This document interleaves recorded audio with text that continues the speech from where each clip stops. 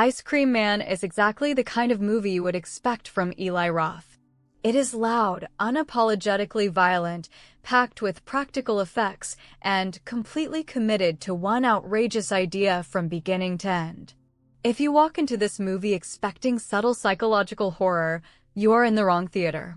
But if you are looking for a fast-paced slasher that keeps trying to top its last shocking moment, this film knows exactly what it wants to be.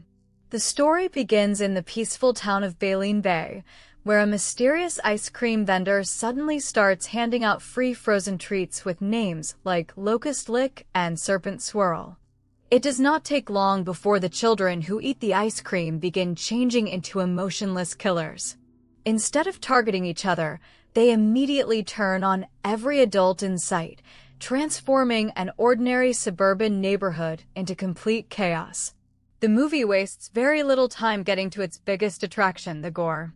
Ari Millen barely says a word as the silent ice cream man, but his calm presence makes the character surprisingly unsettling. He feels less like a traditional slasher villain and more like someone quietly leading children into absolute madness without ever needing to explain himself. Where Ice Cream Man really separates itself is through its practical effects.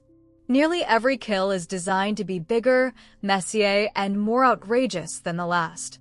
Baseball bats, power tools, dental equipment, garden shears, and almost anything lying around becomes part of the carnage. The filmmakers clearly wanted every death to feel unique, and the makeup team deserves enormous credit for creating effects that are messy, physical, and refreshingly old school instead of relying on obvious computer-generated imagery. Some of the movie's darkest humor comes from how creative it becomes with its violence.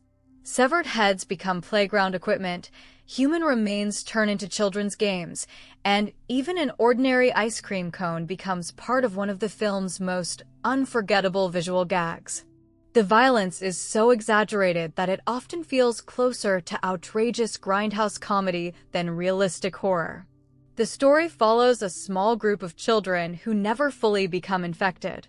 A lactose-intolerant boy survives because he never eats the ice cream, while a few others manage to purge it before the transformation takes hold.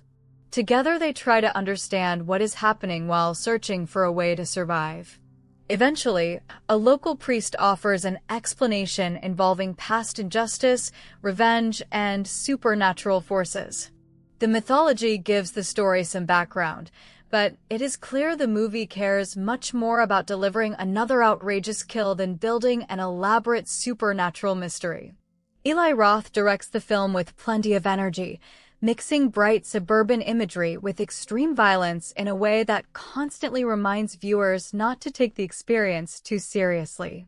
The visual style embraces old-school horror influences while adding plenty of tongue-in-cheek humor. Even when the movie becomes incredibly graphic, it never loses its playful personality.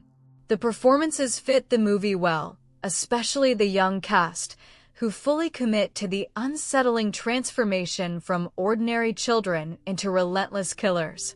Their performances help sell the bizarre concept, while Ari Millen creates a memorable villain despite saying very little throughout the film. At around 86 minutes, Ice Cream Man moves quickly and rarely feels slow. The only noticeable weakness comes during the final act, where the explanation behind the curse arrives in a lengthy stretch that slows the momentum. Even then, the movie quickly returns to what it does best by delivering more outrageous action and over-the-top practical effects. In the end, Ice Cream Man is not trying to reinvent horror. It takes one simple idea and pushes it as far as possible with practical gore, dark comedy, and nonstop mayhem. Fans of slow psychological horror may find it repetitive, but viewers who enjoy outrageous practical effects, killer children, and classic splatter movies will probably have exactly the kind of experience they came for. It is messy, ridiculous, and completely committed to its outrageous premise, making it one of Eli Roth's most unapologetically over-the-top horror films.